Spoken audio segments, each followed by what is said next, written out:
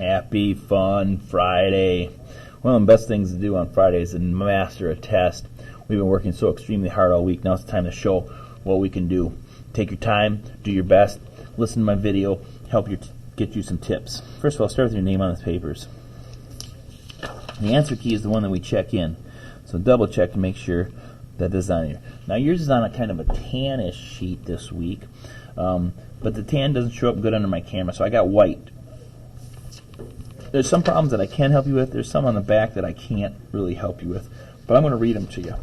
Number 1, it says write 2 addition facts and 2 subtraction facts for the fact family of 7, 8, and 15. So you should have some number plus some number equals, of course, a bigger number, some number plus some number. You flip them over equals a bigger number. Same thing with subtraction. Biggest number on top minus a number gets your answer. Biggest number on top minus a number. Now I did it like this so you couldn't see the answers. You should know these ones. Put your fact family as neat as you can here. Go outside if you have to. Number 2, what is the product of 6 and 3? Remember, product means to multiply. So set up the problem. Use your folders if you need any help with them. Alright, now drawing a number line marked with integers from 5 to negative 5. Remember, when you have those, you want to start with the 0 in the middle. And now you're going to go up to 5 and down to 5. On this side, it'll be negative 1, negative 2. You finish it out and make sure you put your answer in your answer key. Number 4 says which figure shows a segment. Now your answer will be A, B, or C. One of them has arrows on it. Is that a line, array, or a segment? One of them has a stop sign on one side and an arrow on the other. Is that a line, array, or a segment? And the last one should have 2 stop signs on it. Is that a line, array, or a segment? You're picking which one is which. When you have that one, then you're supposed to put in your answer key. So you're looking for a letter there. Number 5. It says find the missing number. The problem for 5 says 10 minus m, some number, equals 4. Remember our subtraction jingle. If the first number is missing, you're going to add. Well, the first number is not missing, so second, still subtract. So set this one up like a subtraction problem. Subtract 10 minus 4. Okay? Number 6. It says there are 16 boys and 13 girls in a class all together. So here's you got your box of boys, you get your box of girls, and you get the total.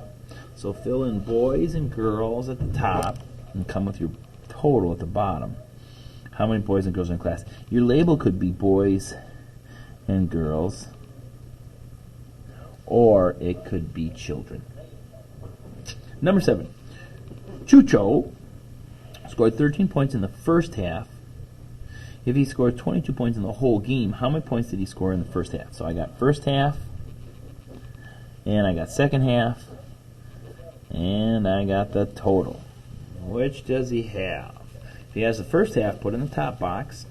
If he says the second quarter he scored so many, put that in the second box. And if it says total, you put in the third box. Well, if you have a missing add in there, you're going to subtract.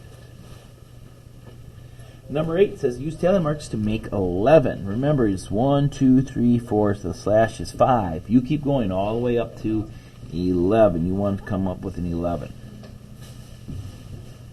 Number 9.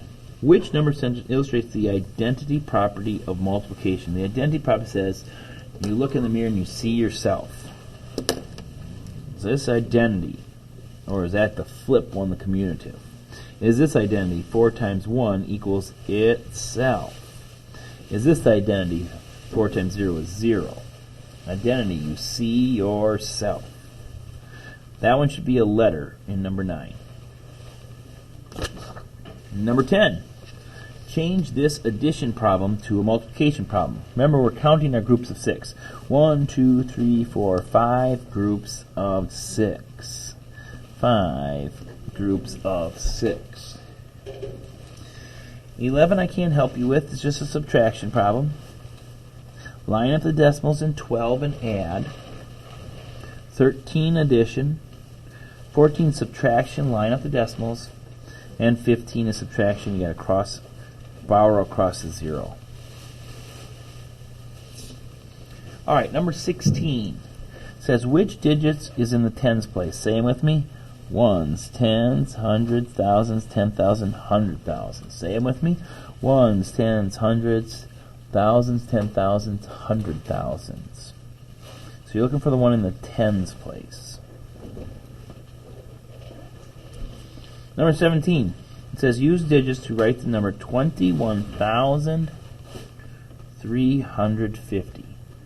I'll say it again. 21,350. Remember, your comma goes right where theirs goes. 21,000, comma, 350.